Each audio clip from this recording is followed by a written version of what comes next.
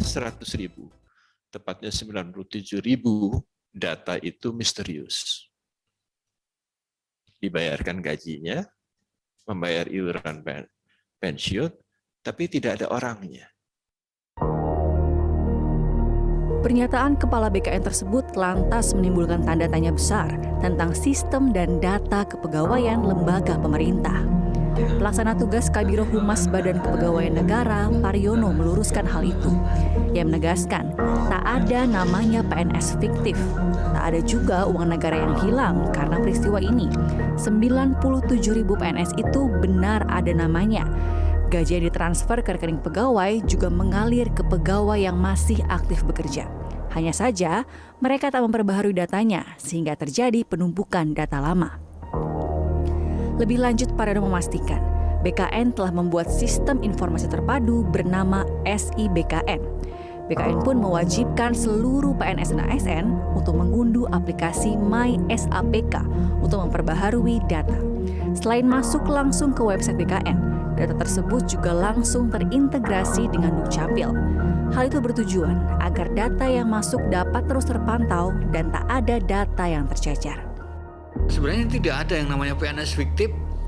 Mereka tidak ada orangnya, tidak ada namanya, kemudian tetap digaji. Itu tidak benar. Sebenarnya 97.000 itu ada nama-namanya. Cuman mereka ketinggalan dalam melakukan pendataan. Oleh karena itu, seperti yang saya sampaikan tadi, nama-nama ini sudah kami sampaikan kepada instansi tahun 2016. Kemudian instansi juga sudah menindaklanjuti. Sehingga 97.000 yang waktu itu ada itu sebenarnya sudah clear. Kemarin memang mungkin yang disampaikan Kepala BKN bahwa ada PNS fiktif 97.000 ini memang belum ada penjelasannya bahwa ini sebenarnya sudah selesai gitu loh.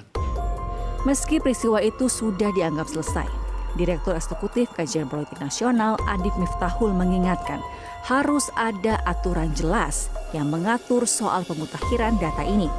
Kalau perlu, penegak hukum dilibatkan untuk menyusuri sekaligus mengawasi jika ada penyalahgunaan data di sistem kepegawaian.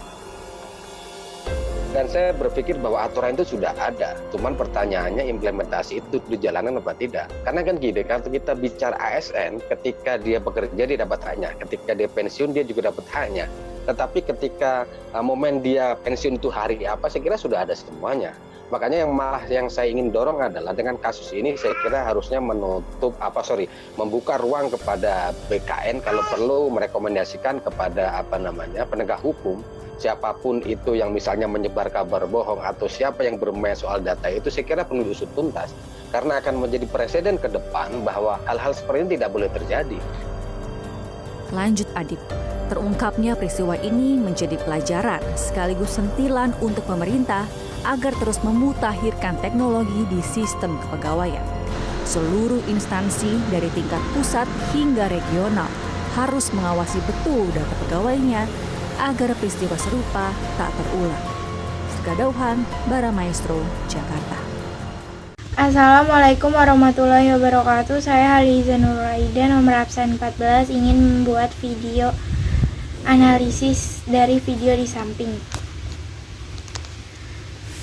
Analisisnya menurut saya berdasarkan pemahaman saya mengenai kasus ini, yaitu PLT Kabiro Humas Badan Kepegawaian Negara telah melanggar prinsip wewenang dan tanggung jawab karena beliau menurut saya kurang adanya aturan jelas mengenai pembaruan data 97.000 PNS sehingga membuat Kepala BKN bertanya-tanya dan membuat pernyataan tentang PNS fiktif serta melanggar asas akuntabilitas karena PLT Kabiro Humas pada saat itu belum melaporkan kejelasan data para PNS ke Kepala BKN.